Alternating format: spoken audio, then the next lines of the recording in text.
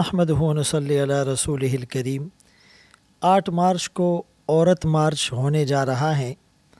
یہ عورت مارچ ہے یا فتنہ مارچ ہے، ہم افراط اور تفریط سے ہٹ کر اعتدال کی راہ تلاش کرتے ہیں۔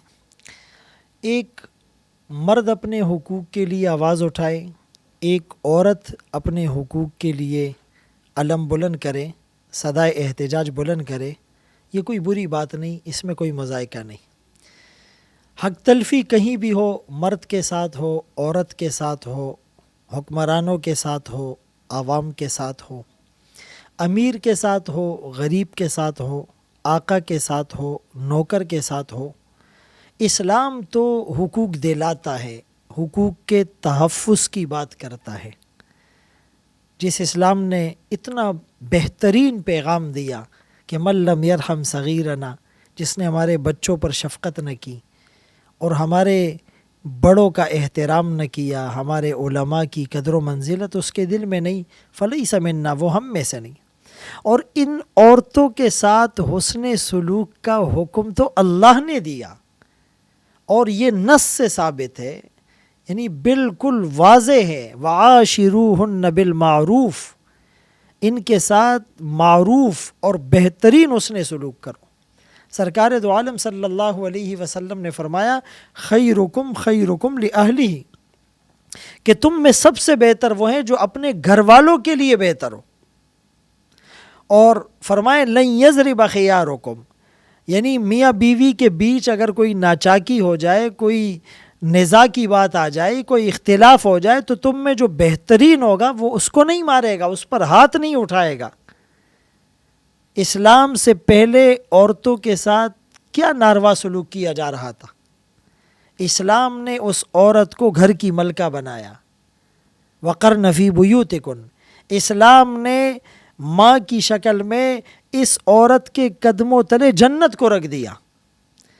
اسلام نے بیٹی کی شکل میں اس عورت کی کفالت کرنے پر یعنی جنت کا وعدہ کیا۔ اسلام نے بہن کی شکل میں اس عورت کی کفالت کرنے پر وہ اپنی دعاؤں سے نوازا۔ تو فرمایا کہ اسلام نے عورت کو بھی حقوق دیے، مرد کو بھی دیے، جانور کو بھی دیے، مسلمان کو نہیں بلکہ انسان کو، چاہے وہ کسی بھی مذہب سے، کسی بھی قوم سے، کسی بھی قبیلے سے، کسی بھی شعبے سے تعلق رکھنے والا ہے۔ تو اگر کوئی اپنے حقوق کی بات کرتا ہے اور وہ بہترین انداز میں کرتا ہے، یعنی وہ اس کا جائز حق ہے، وہ اس کے رائٹس ہے، تو اس میں کوئی مذائقہ نہیں۔ لیکن ہم اس احتجاج کرنے میں، عورت کے حقوق کی بات کرنے میں کہیں ہائی جیک تو نہیں ہو رہے، کہیں ہم غلط ہاتھوں استعمال تو نہیں ہو رہے، کہیں ہم اسلام کے خلاف منفی پروپیگنڈے کا شکار تو نہیں ہو رہے ہیں، کہیں ایک خاص اسکول آف تھاٹ ہم پر مسلط تو نہیں کیا جا رہا، کہیں ہم مغرب زدہ کچھ لوگوں کی اندھی تقلید تو نہیں کرنے جا رہے۔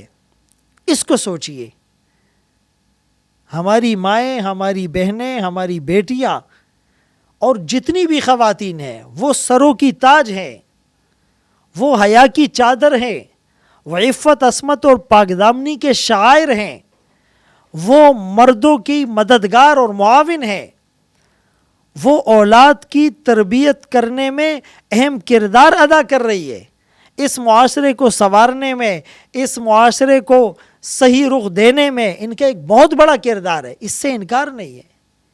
لیکن آپ اپنا احتجاج ایسی جگہ ریکارڈ کروائے کہ جہاں دکھوں کا مداوع ہو۔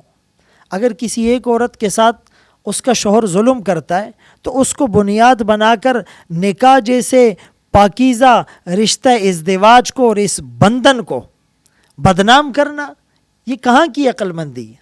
اگر کسی بیٹی کے حقوق کوئی باپ ادا نہیں کر رہا تو اس ایک یا تھوڑے سے مسئلوں کو جسٹیفیکیشن اور جواز بنا کر باپ کی وہ آہنی چادر اور باپ کی وہ پدرانہ شفقت کو داغ لگانا، یہ کہاں کی عقل مندی اور دانش مندی ہے؟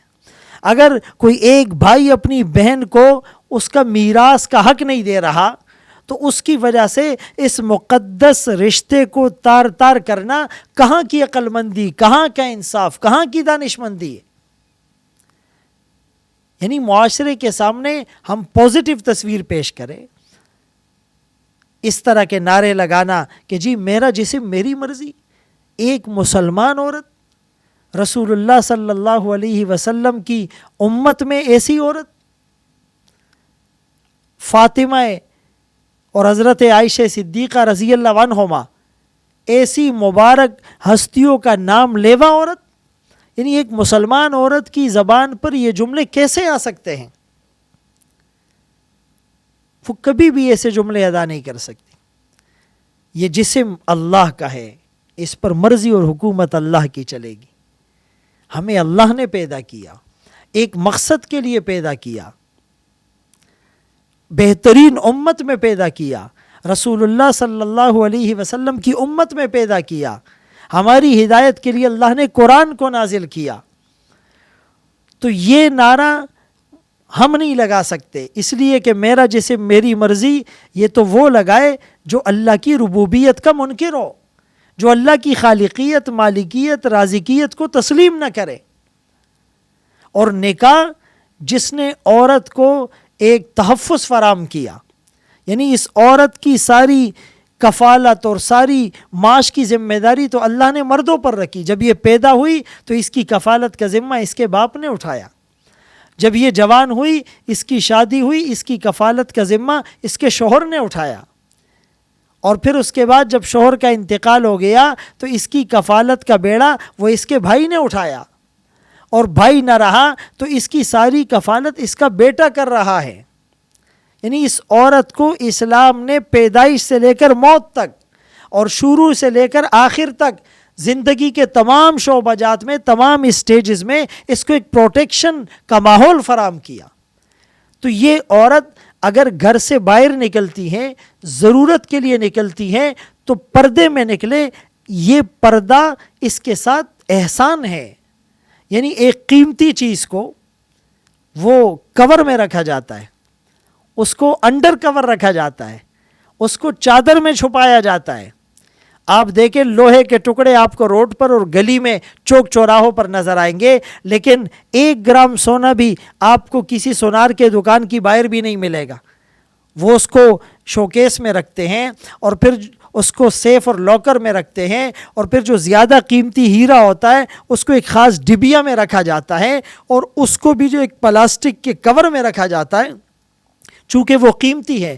تو اسلام میں عورت قیمتی ہے، اسی لیے یہ برقعے میں جائے، یہ پردے میں جائے. ایک عورت جتنا پردے میں رہے گی تو اس کی نسوانیت، اس کی عصمت، اس کی عفت، اس کی حیا، اس کی پاکدامنی اتنی ہی محفوظ رہے گی.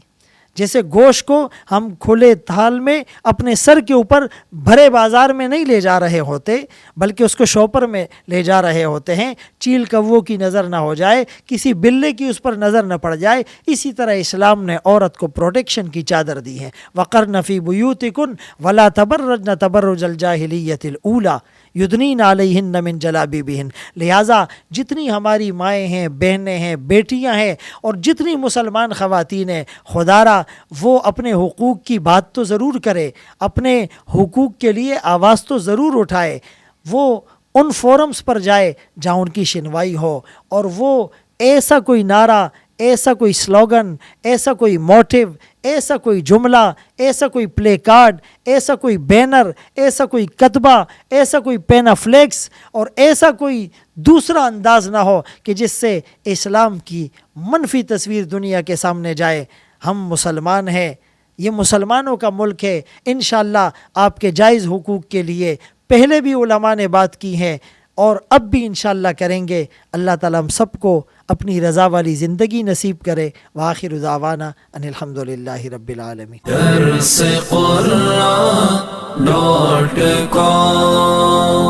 www.darsequran.com